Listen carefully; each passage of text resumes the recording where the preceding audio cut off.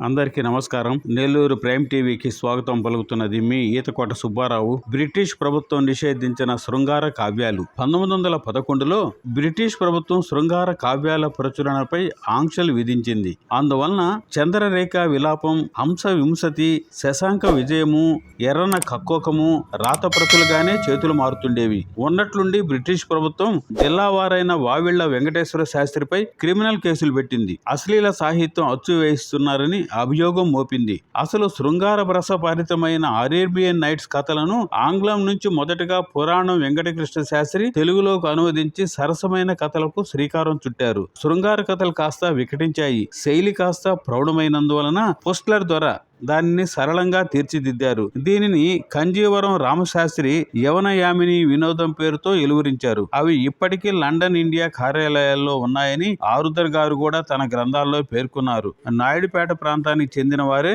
ఈ పురాణం వారు. కానీ ఆంధ్ర ప్రబంధాలు, ముఖ్యంగా శ్రీనాథుని పద్యాలు కొన్నింటిలో అసభ్య పదాలున్నాయని బ్రిటిష్ ప్రభుత్వం కేసు పెట్టింది.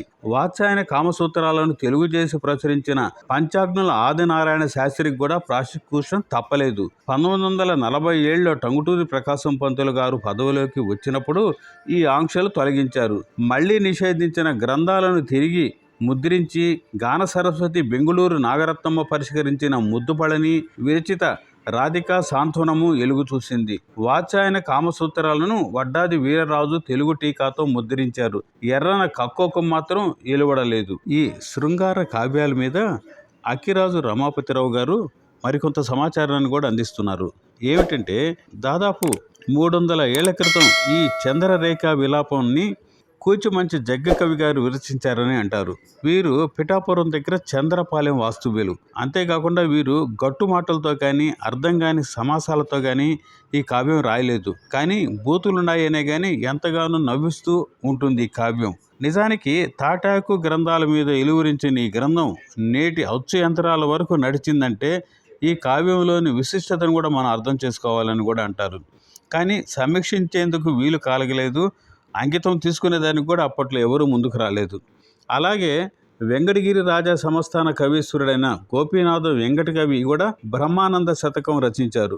వాల్మీకి రామాయణాన్ని, గొప్ప కావ్యాన్ని రచించిన వీరు బ్రహ్మానంద శతకం లాంటి ఒక శృంగార కావ్యాలను కూడా రచించడం అప్పట్లో ఒక పెద్ద వార్తగా మిగిలింది. ఎందుకనంటే వెంకటగిరి రాజా గారి మెప్పు కోసం మాత్రమే ఈ బ్రహ్మానంద శతకాన్ని రచించారనేది కూడా అప్పట్లో ఒక నానుడి, ఒక విషయం కూడా.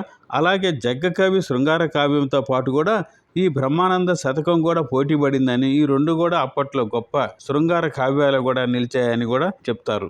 అందరికీ నమస్తే. నెల్లూరు ప్రైమ్ టీవీ నచ్చితే సబ్స్క్రైబ్ చేయండి, షేర్ చేయండి, ముందుకు నడిపించండి. సదా మీ ఈతకోట సుబ్బారావు.